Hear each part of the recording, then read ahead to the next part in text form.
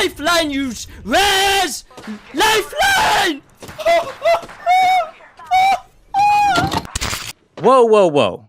Let's be real for a second here, right? Sure, Lifeline could res him there, but let's face it, this kind of toxic behavior, it's not helping anyone. That's exactly why I'm going to be showing you how to avoid moments like this by becoming the best Lifeline you can be. My name is Psykho, I'm a professional Apex Legends coach of over 4+ years, and this is my guide to Lifeline.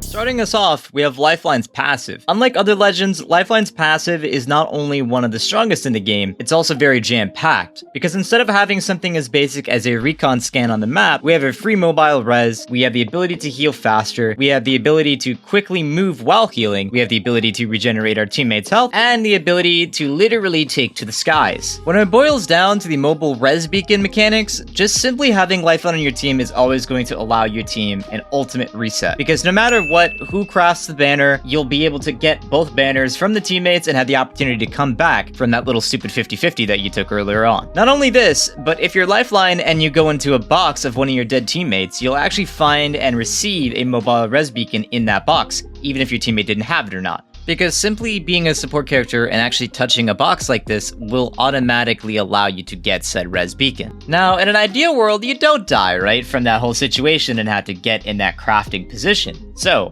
as for healing faster, I'm not even talking about the ultimate here, which will cut healing time in half. We'll talk about that a little later. I'm actually referring to the fact that when you pop a shield cell or a syringe, you are getting double what you normally got prior to the patch. This is clutch because it only takes 3 seconds to pop a cell versus 5 seconds to pop that of a battery. You'll basically be getting a half of a battery in 3 seconds with something like a purple armor, because you're going to get 50 off of one shield cell rather than 25. This extra 25 is extremely useful because you can stay in a fight longer, or you can prepare to take a lot more damage out on an enemy before you die, given that you hit your shots first and hit your shots in general. You can check out my other video on perfecting aim on M&K and controller here, by the way. Speaking of moving around with your sticks or your mouse pad, when you're healing and you're moving around, when you pop any type of med, you actually move faster than you did before. Because anytime you heal while you're moving, you're actually going at the normal walk speed now. On top of this, they brought back B-hop healing, which will allow you to simply go backwards and forwards on the ground while you're jumping around. That way, when you're using a healing item, you can dodge bullets that are coming in your direction, or you can use it to reposition so that way you can get the heal off in the first place. Now, I'm sure there's been plenty of times your teammates have died in the most inopportune situations or in the most annoying spots. Good for them though when you tap them for the res this time. So long as they don't take any incoming damage while getting up, they're going to regenerate their health fully, allowing them to heal their shields while you maintain the front line at the same time. Moving on to the last part of Lifeline's passive, which is my favorite, the combat glide, or uppies as I like to call them. When you're holding jump, you can use D.O.C for gliding in the air for a few seconds. You can also use this ability in general when you're on gravity cannons, so that way you can craft those banners and get off the scene when you need to on Stormpoint and get some epic air while you do it, right? Although, as much as that's cool, there's one trick that not everybody has caught on to yet when it comes down to using uppies. Using uppies is best to be done in short bursts instead of continuously gliding with it, because when you hold a glide, it simply makes you easier to track, and it also causes a fall stun when you hit the ground. Bursting, however, allows you to cover way more distance than continuous gliding. It makes you harder to track, and it allows you to cancel fall stun by bursting just before you land. Although D.O.C has some rad flying abilities now, its function of healing your teammates is still there. You can look at the ground and deploy D.O.C onto yourself, or you can look at your teammates and assign your drone to heal them once you see the crosses as an overlay on top of them. D.O.C will follow you or them wherever you go until it runs out. However, assigning your drone isn't linear, it's actually very dynamic.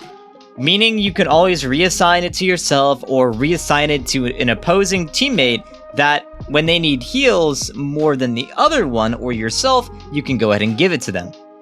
Another interesting fact about the tactical though is that if you're already deployed the tactical but you get knocked in the process, you can still assign your drone to your teammates in need, so that way you can win the fight easier, regardless of you being knocked or not. Now, as much as health in fights matters, so does armor though. When it comes down to the perks and what's most impactful towards Lifeline's kit, her passive and her tactical abilities are most affected by the perks that you choose. So for a blue armor, we highly recommend that you equip the extra battery slot perk.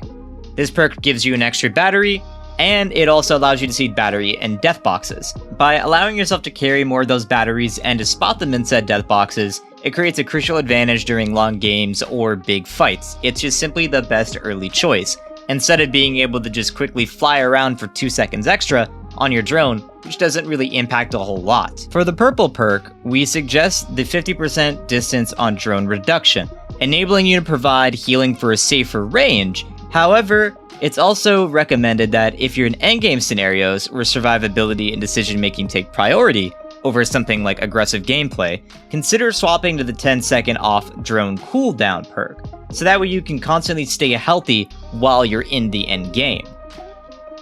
To even get in the endgame though, you're gonna have to learn how to clutch with the Shockbot 3000, also known as Lifeline's shield ult. The shield ult has no roof, and it doesn't necessarily deploy well on uneven terrain, so you want to make sure that when you're deploying it carefully and in the correct spot.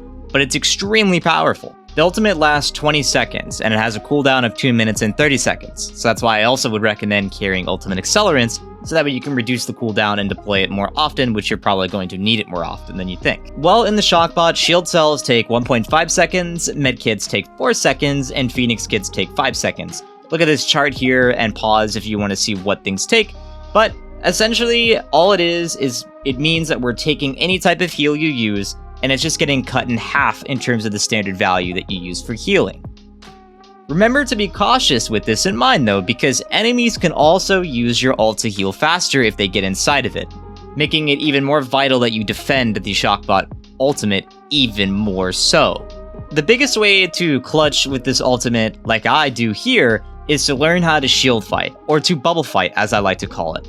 You want to use a shotgun such as a Mastiff or a PK, so that way you can jiggle in and out of your ultimate and get kills or damage anyone who's trying to kill you or damage your teammates. Using this ultimate, it really has to do with jiggling with shotguns, and it really has to do with body blocking and making sure that you res on time, and that you're using it to heal when you need it the most, so that way you can be quicker to respond. Mastering these skills take time, but having played through countless metas and coached Apex Legends for several years at this point, I've learned the secrets to bubble fighting, and I know a lot more than most people do. So if you want to take your gameplay to the next level, or you want to dive deeper into strategies like this, make sure you check out my personal coaching on Metafy, link in the description below.